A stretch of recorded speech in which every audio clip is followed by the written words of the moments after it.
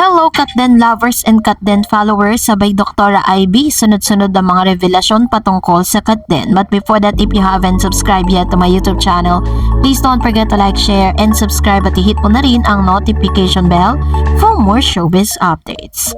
Bago tayo of course magpatuloy sa ating updates for today's video, nais ko po muna magpasalamat sa lahat ng mga legit viewers, subscribers at ang lahat ng mga legit na nagmamahal sumusubaybay sa mga updates po natin. Maraming salamat po sa inyong panonood. And for today's video, ito na pag-usapan natin dahil matapos nga mga sunod-sunod na revelasyon at sunod-sunod na mga videos na naglalabasan sa mga pagtatanong at pagkukonfirma nga ni Doktora Ivy. Kilala natin si Doktora Ivy na isa sa pinaka-closest po kay Miss Catherine Bernardo when it comes dun po sa kanyang sa kanyang skin, sa pangangalaga ng kanyang skin, ng kanyang face. At si Miss Catherine Bernardo rin ang sumusubok sa ilan sa mga panibagong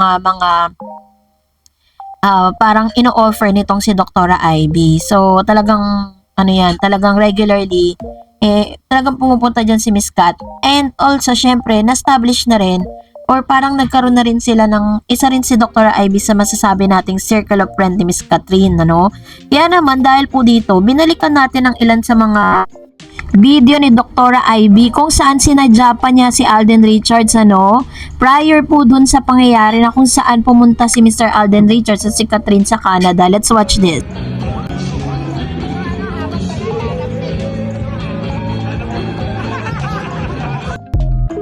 Biro ni Doktora Ivy na sana raw sa pagbabalik nila ay may good news ng daladala at bitbit si Mr. Alden Richards at ang kanyang sagot, sana po. So ibig sabihin talagang nag-a-assume si Mr. Alden Richards na mabibingwit niya ang puso ni Catherine. So dahil dito nakita naman natin yung effort ni Mr. Alden Richards kung paano niya alagaan, kung paano niya talagang sinamahan si Catherine, kung paano po naging deep yung kanilang relationship. Hindi lang po dahil may pelikula sila but of course dahil matagal-tagal at na-establish na rin yung friendship nila mula pa sa Hello Love Again, Hello Love Goodbye.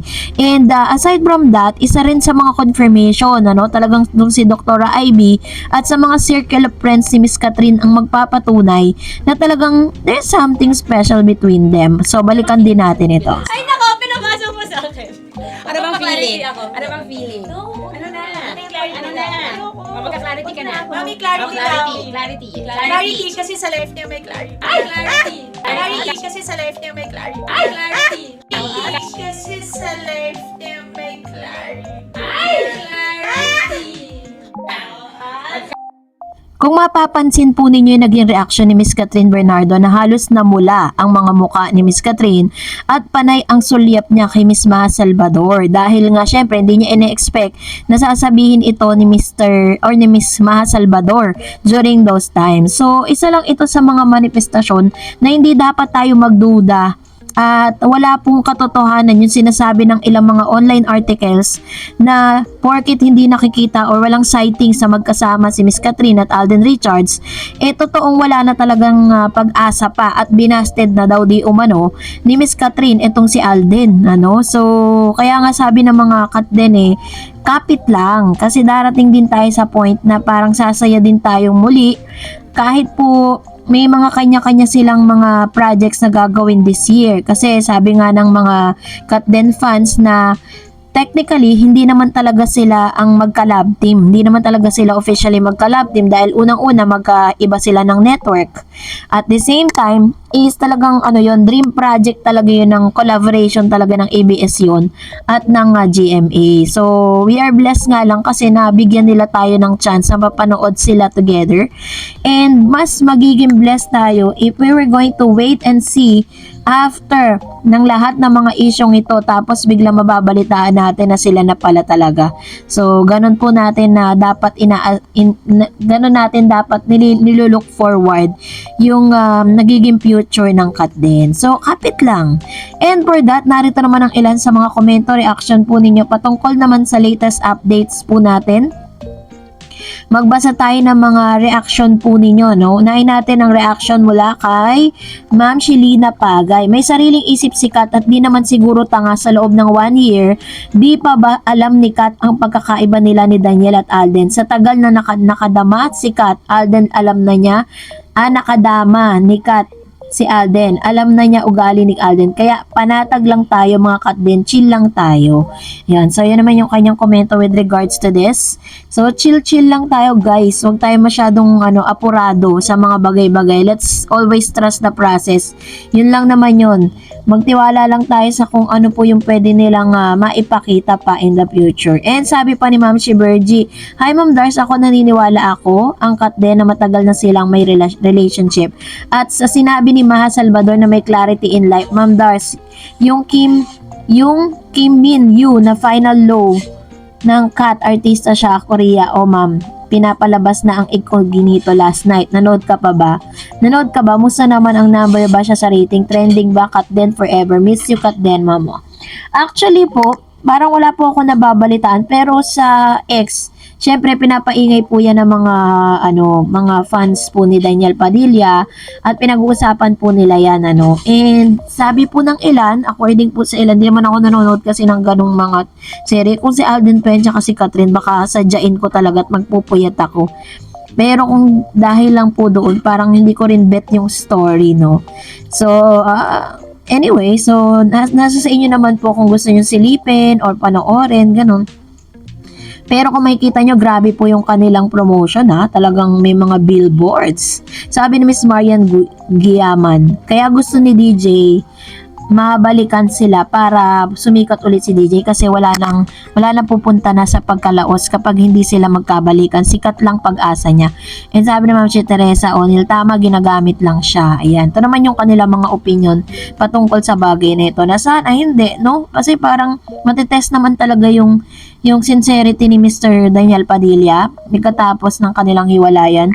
Mag-open up siya sa public at makikita natin. Tingnan po si Mr. Richard Gutierrez, diba? Pinagtanggol niya itong si Barbie Imperial patungkol sa cheating issue nila kay Miss Sarah. Yun naman pala, matagal nang hiwalay si Sarah at saka si Richard, tsaka palang pumasok sa buhay nila si Miss Barbie. And sabi ni Miss Ada Sagay, hindi pwedeng ilabas sa Netflix ang HLA hanggat nagsishowing pa sa cinema at sa ibang bansa. At sabi ni Humaya, Miss Dars, kahit anong pang chismis sa Katniel, hindi tatayo ang balahibo ko dahil ako kampante ako na sila at no Alden at handang hindi yan babalikan ni Kat at all, na hindi tanga si Kat para balikan pa siya. Private lang ang Katden. Mark my words. God bless po. Ayan. Ito naman yung kanyang komento with regards to this. Sabi niya hindi raw siya magki-cringe, hindi mag-goosebumps, diba, sa mga balita na yan. Kasi kahit naman po yung mga fans ni Daniel, parang hindi rin sila naniniwala na gano'n nga, meron pong suyuan na nagaganap. Parang si Christopher Min lang talaga yung nagsasabi nun And meron din po mga lumalabas sa balita na parang wala daw direktang patunay na ginagawa ngayon ni Daniel Padilla sa ngayon. And sabi ni Ma'am Shi Marites Lazo, pambulabog lang yan sa mga fans ng Katden.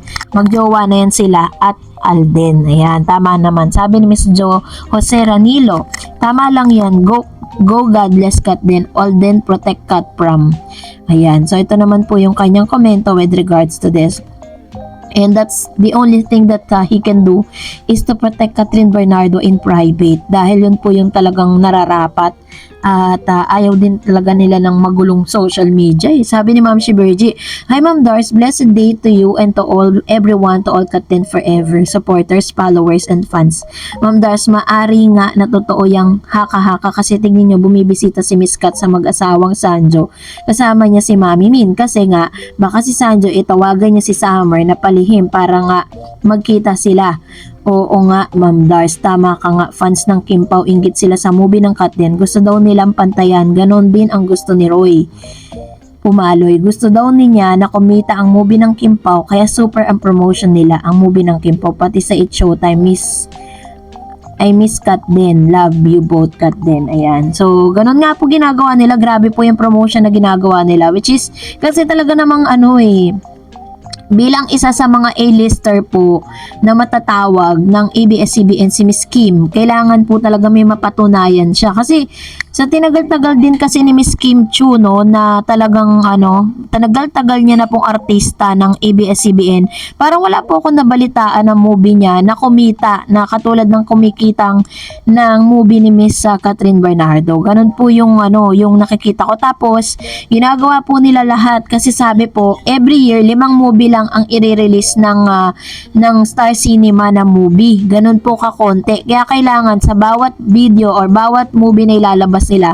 they make it a point, nakikita talaga for a billion. Sabi ni Miss Adoracion, kat din nga ang tinadhana, waiting for the right time to tell everybody, action speaks louder than words, ika nga. Ayan, ito naman yung kanyang komento with regards to this. So, salamat po sa inyong mga komento, and that's it for today. For more videos and updates, please don't forget to like and subscribe, and please don't forget to follow my Facebook page, Dar Eds TV. God bless everyone!